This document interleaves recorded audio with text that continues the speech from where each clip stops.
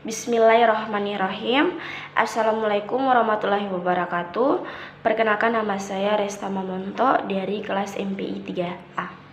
Di sini saya sedikit menjelaskan tentang pengertian kepemimpinan pendidikan dan kepemimpinan kepala sekolah. Kepemimpinan pendidikan merupakan kemampuan untuk menggerakkan pelaksanaan pendidikan sehingga tujuan pendidikan yang telah ditetapkan dapat dicapai secara efektif dan efisien. Suetopo dan Suemanto menjelaskan bahwa kepemimpinan pendidikan adalah kemampuan untuk mempengaruhi dan menggerakkan orang lain untuk mencapai tujuan pendidikan secara bebas dan sukarela.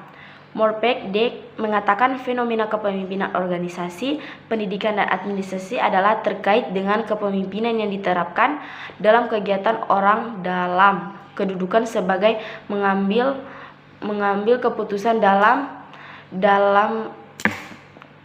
berbagai jenjang organisasi pendidikan informasi yang berinteraksi dengan organisasi formal. Kepala sekolah merupakan pimpinan pendidikan dalam kedudukannya sebagai pimpinan pendidikan yang resmi. Kepala sekolah diangkat dan ditetapkan secara resmi sehingga dia bertanggung jawab dan mengelola pengajaran, ketenangan, kesiswaan, gedung dan halaman, keuangan, serta hubungan lembaga pendidikan dan masyarakat di samping tugasnya dalam supervisi pendidikan dan pengajaran.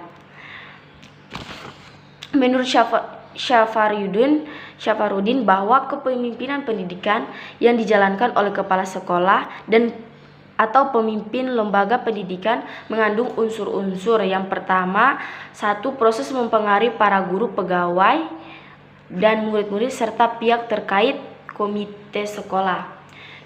2. Pengaruh yang dimaksud agar orang lain melakukan tindakan yang diinginkan. 3. Berlangsung dalam organisasi sekolah untuk mengelola aktivitas pembelajaran. 4. Kepala sekolah diangkat secara formal oleh pejabat kependidikan atau yayasan bidang pendidikan. 5. Tujuan yang akan dicapai melalui proses kepemimpinan yaitu mencapai tujuan pendidikan lulusan berkepribadian baik dan berkualitas. Dan yang keenam, aktivitas kepemimpinan lebih banyak orientasi hubungan manusia daripada mengatur sumber daya material. Peran kepala sekolah atau madrasah mempunyai 3 peranan, yaitu interpersonal, informasional, dan pengambilan keputusan. Peran interpersonal meliputi kepala sekolah atau sebagai 1. figurehead sebagai lembaga atau simbol. 2. Pemimpin atau leader, dan yang ketiga menghubung liaison. Berikut peran informasional. Yang kedua, peran informasional menerima menyampaikan informasi adalah aspek terpenting bagi setiap manajer seperti yang disarankan Mitchell atau Stoner and Freeman, meliputi peran sebagai monitor, diseminator, dan spokesperson. Dan yang ketiga, peran desikonal. Peran desikonal meliputi 1. Entrepreneur, 2. Distribution header, 3. resource allocator, dan yang keempat, negotiator. Fungsi-fungsi kepala sekolah: 1. Mengembangkan pribadi, 1. Pengembangan pribadi, 2. Pengelolaan atau manajemen sekolah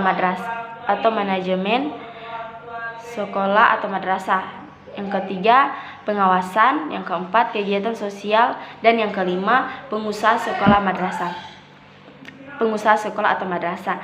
Kriteria kepala sekolah: seorang guru harus mempunyai kriteria atau kualifikasi umum untuk menjadi seorang kepala sekolah, yaitu 1. Memiliki kualitas akademik sarjana S1 atau diploma 4. 2. Pada waktu diangkat sebagai kepala sekolah berusia setinggi-tingginya 56 tahun. Yang ketiga, memiliki pengalaman mengajar sekurang-kurangnya 5 tahun, menuntut jenjang sekolah masing-masing. Dan yang terakhir, memiliki pangkat serendah-rendahnya golongan 3C bagi pegawai negeri sipil atau PNS. Baik, mungkin hanya itulah yang dapat saya jelaskan. Wabillahi taufiq wal hidayah. Wassalamualaikum warahmatullahi wabarakatuh.